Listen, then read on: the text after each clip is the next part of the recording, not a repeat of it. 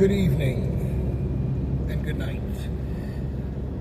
Yesterday evening I was just looking for a podcast to listen to while I was eating dinner and getting ready for bed. And I just happened to scroll through and I seen a Theo Von not an old interview, but an interview where he did with Kevin Von Erich, who was a wrestler. He was famous for having, I believe they were tag team, but they were separate wrestlers too. His brothers were all wrestlers, the Von Erich brothers or something, I forget. But it was a little bit kind of like around my time, that like early 80s, maybe late 70s, like Hulk Hogan era kind of shit, maybe before. I'm not 100% sure, so I apologize, wrestling nerds. My one friend in St. Louis is a wrestling nerd, I know. The Watchman, that's his channel. So, just listening to it, and I just, wasn't expecting to hear what I heard, but because so many people shit on this product, and there's so many disinformation agents about it too. So, he said that he had been taking oxycontin, the time-released ones, and he lives in Hawaii, right? So he said I would literally, take 3 a day, and I could do stuff, like I could ride my bike, I could, do yard work, and I forget the exact whatever he had wrong with him. He said, so, COVID came around, and he went to, and everything's expensive as fucking Hawaii as it is, In 600 I think he was merge onto State Road 60 West. I think he was saying like a gallon. I forget what a gallon of milk is in Hawaii, but it's fucking outrageous. Continue for So 9 miles. he said,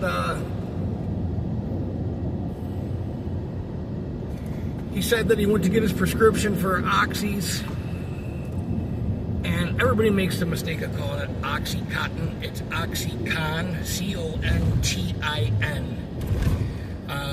Contin. I know it just doesn't sound right saying like that, but that's what we're referring to. So, went to get his prescription. It was $900 a month last month, and the month before that, This time he went and it was double, and I think he said, fuck that. And he said, I'm just not going to take it, I'll figure it out. And he didn't really realize, because he had never abused it. This is all according to him. He might be one of the rare people that, and I'm just going by his story and have no reason to doubt him.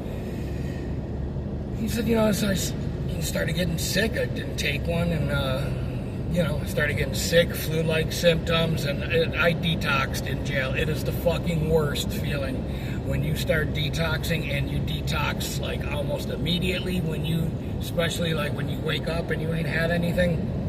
I don't miss those days. I give all credit and glory to God for delivering me from opiates after 10, 11 years of addiction and really wanting to, whatever. That's neither here nor there. So anyways, this is where I'm coming from.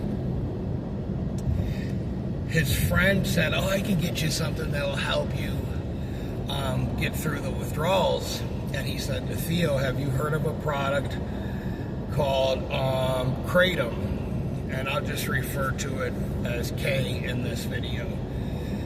And he said, no, what is it? He told him it's a plant from, Southeast Asia that grows in the Philippines, and they make tea out of it. And she said, no, I've never heard of it. So he said, I tried it, and it helped me get through the withdrawals, which I've used it for getting through the withdrawals of Suboxone. I still use it every day.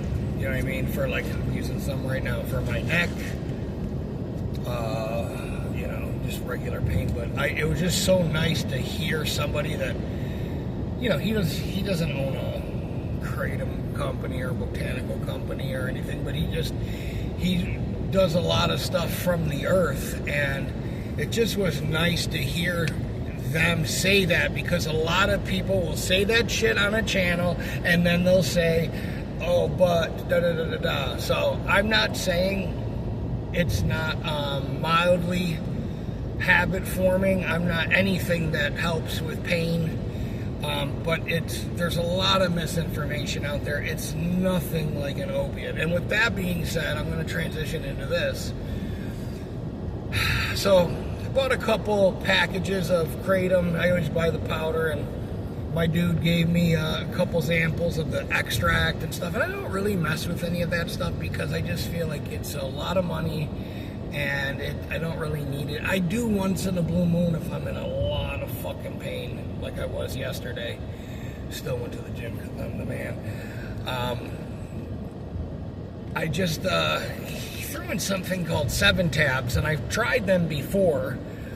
I tried one before and I think nothing of it, nothing spectacular or anything that I remembered. Well, I took them this time, and I was like, I started researching it, and the story is that it's a the synthetic version of Kratom and da-da-da-da-da, and I just said, yeah, I don't think so. You know what I mean? Like, I don't think so. So I took a half of one, and right away, energy, like pain pills, energy. I was like, I'm going to the fucking gym. And I haven't been to the gym in the morning in probably 2 or 3 months.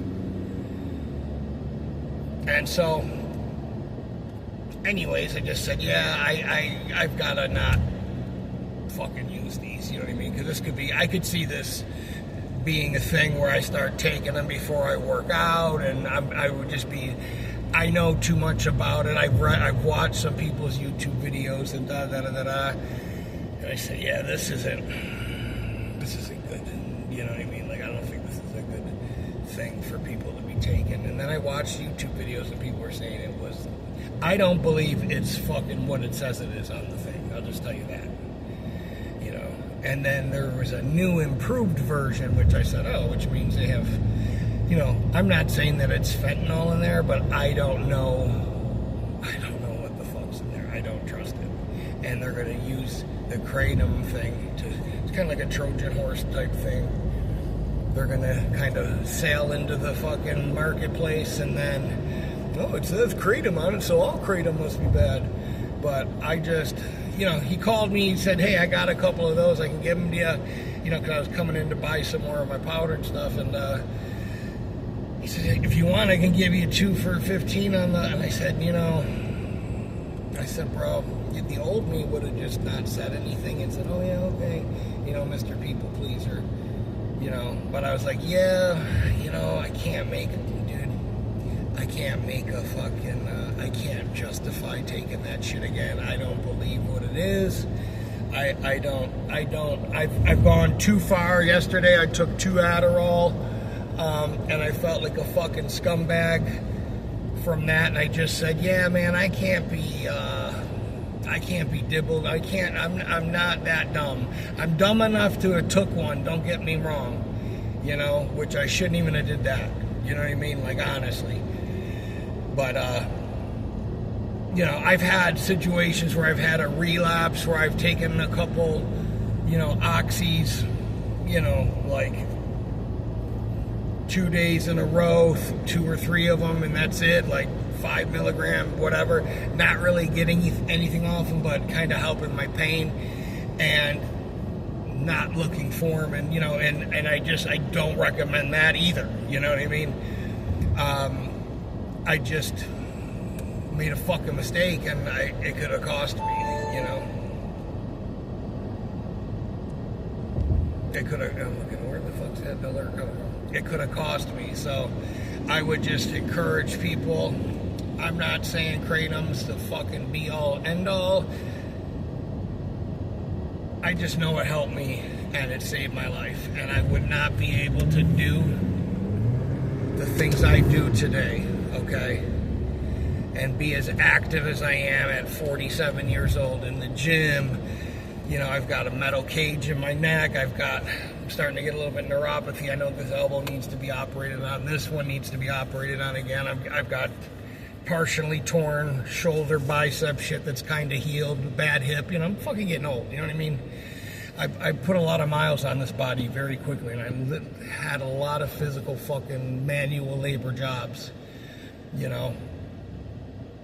and I could justify going. I could go if I had insurance, and when I get my insurance, if I get it. Kratom to me is more like it's a harm reduction thing. I don't like weed because weed will make me fucking hungry and I'll eat everything. You know, and I don't like being high. I'd be operating a motor vehicle, and you know, I just don't. I'm just not good at doing both of those at the same time, and it just kratom just makes me feel a little bit looser as far as like I can move. I mean, I feel crackling, and I got metal and shit in my neck. I can feel it crackling around the cartilage and the scar tissue. You know, it doesn't provide the relief and the rush that shit provides. You know what I mean? Like real pills. But them comparing it to everything, it's nothing like morphine. It's nothing like this. It's nothing, you know. Could it be addictive? I guess some people say, you know, they've had withdrawals after taking it a couple days in a row. I don't know. I don't know what people do in their spare time. I've been using it for close to 6 years now, and I swear by it. You know what I mean? So I wouldn't swear by anything that I felt was going to fucking hurt people, you know. But anyways, I'm going to include the episode and where he talks about it here in the description. Thank you.